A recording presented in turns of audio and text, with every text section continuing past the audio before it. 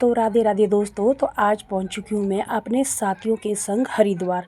तो यहाँ पे सुबह हमारी यहाँ पे बस पहुंची है, यहाँ पे लगभग 6 के आसपास।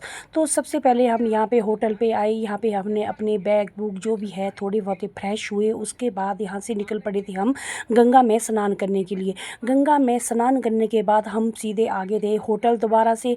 और क्योंकि गंगा में स्नान हमने किया, और क्योंकि यहाँ पे आज गंगा का पानी भी थोड़ा कम था, क्योंकि पीछे से गंगा का पानी रोक के रखा था। तो हमने यहाँ पे थोड़ी सी पूजा पाठ की और उसके बाद दोबारा से हम आ चुके थे होटल पे। हमने यहाँ पे चाय नाश्ता वगैरह किया। उसके बाद हम यहाँ से निकल गए थे जो हरिद्वार के मंदिर है।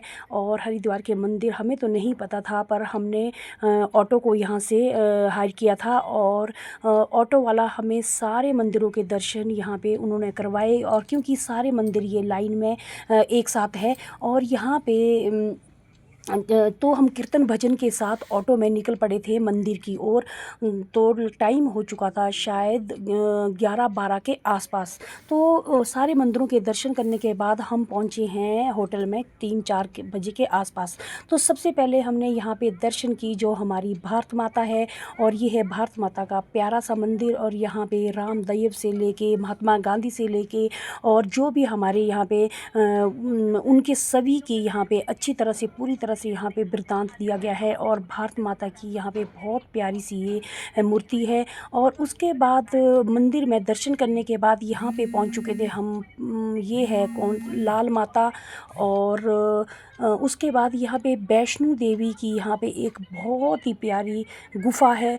और सच में मैं कभी वैष्णो देवी तो नहीं गई, और जैसे मैं देखती रहती हूँ कि वैष्णो माता का मंदिर, तो अंदर की अगर आप गुफा देखोगे तो सच में ऐसा लगता है कि जैसे मैं सच में वैष्णो देवी पहुंच गई हूँ।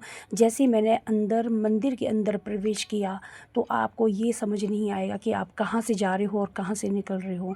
और अंदर इसमें इतना कुछ देखने को है कि ये देखिए ये गुफा किस तरह से अंदर है। तो हमें ये नहीं पता कि हम कहाँ से जा रहे हैं और कहाँ से हमने निकलना है। मैं तो रास्ता भी भूल चुकी थी।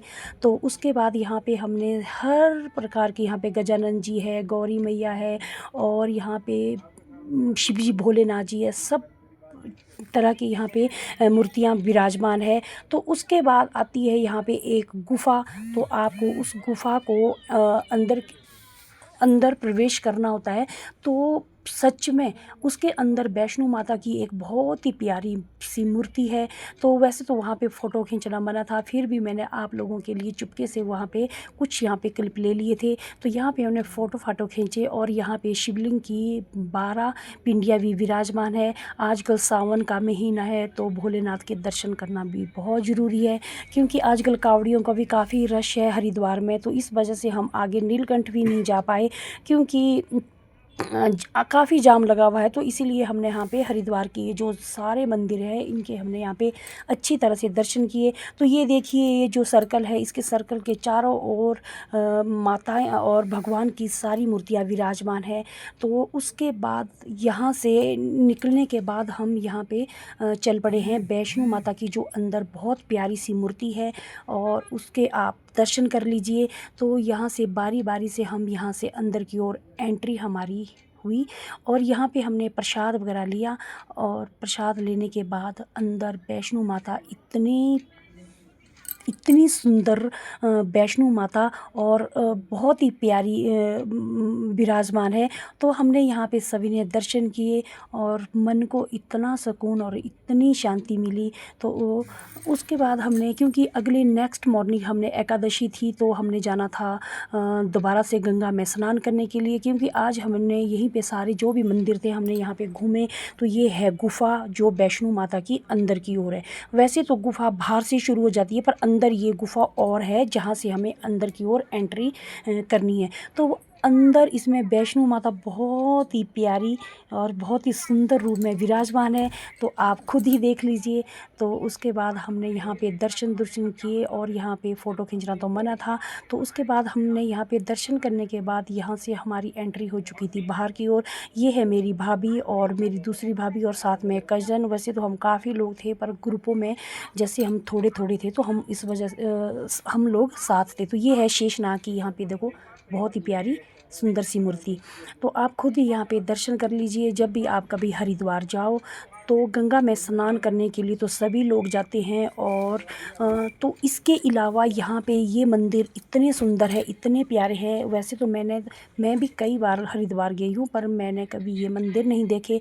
आज मुझे इन मंदिरों में दर्शन करने का सौभाग्य प्राप्त हुआ और मुझे बहुत यहाँ पे श्री कृष्ण की भी बहुत प्यारी सी मूर्ति है, जिसमें गोवर्धन पर्वत को श्री कृष्ण जी ने उठा के रखा है। तो ऐसा लग रहा है जैसे हम वृंदावन पहुँच गए हैं।